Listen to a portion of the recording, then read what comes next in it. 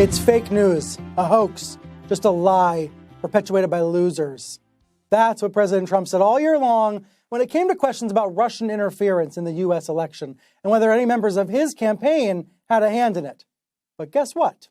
PolitiFact says that's the lie of the year. Yes, the claim that Trump has made over and over again, that Russian interference is a made-up story. PolitiFact says that was the biggest whopper of them all. Joining me now from Washington to discuss this is the editor of PolitiFact, Angie Holan. Angie, great to see you. Thanks for having me. You had so many options to choose from this year, so why this one on the top of your list of shame? Well, it was repeated over and over again by President Donald Trump. He would say it as a defense of charges against collusion, which I should emphasize, we're not saying there was collusion. That's unproven. What we're saying is this Russian interference definitely happened. And President Trump has said several times that it hasn't. Well, it has. And it really goes to the heart of American democracy and our elections and how we decide who to pick to be our leaders in Congress and in the White House. And his repetition, repeating it over and over again, calling it a hoax, does have an impact. I want to talk to you about that in a minute. But first, the runners-up, right? There were a couple of runners-up we can put on screen. In second place here, Republican Congressman Raul Labrador saying, quote, "Nobody dies because they don't have access to health care." Tell me about this one.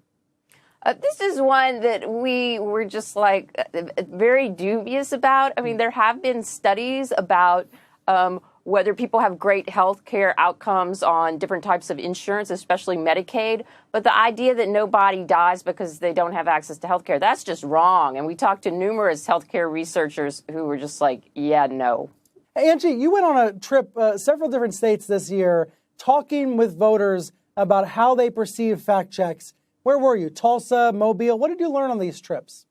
Well, we wanted to talk to voters who voted for Donald Trump and might be open to learning more about fact-checking, because we've seen survey data that says Trump voters are very suspicious of the media generally, and they're also suspicious of fact-checking.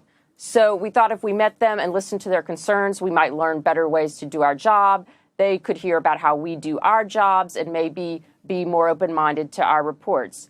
And the interactions were very positive. It's like when we get out from behind our computers and sit down face-to-face with people and have a conversation, it works really well. We just have to figure out how to scale that up. So many people were receptive.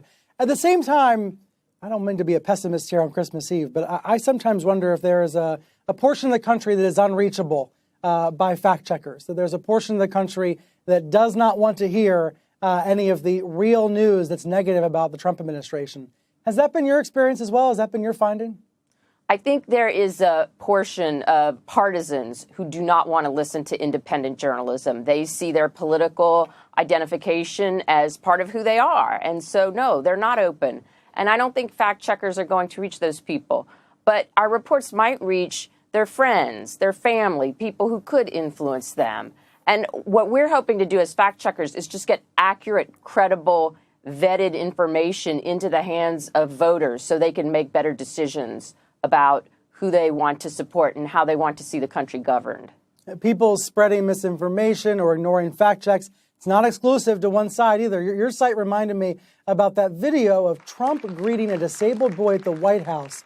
There were these claims that Trump had snubbed the boy, ignored the boy because he had a disability. I remember J.K. Rowling shared that video with millions of followers, and lots of liberals shared it and thought it was real. You all had to publish a fact check about that one as well. Yes, we fact-checked that and rated it pants on fire, because if you looked at the whole video, you would see that when President Trump came in, he greeted the boy and gave him special attention. He didn't ignore him at all. But I think that goes to the political polarization. And for the people who have the strongest politically held opinions, they're not willing to give the other side the benefit of the doubt at all. Yeah, and that is definitely a problem going forward as we head into the midterm election season. Angie, thanks so much for being here. Thanks for having me.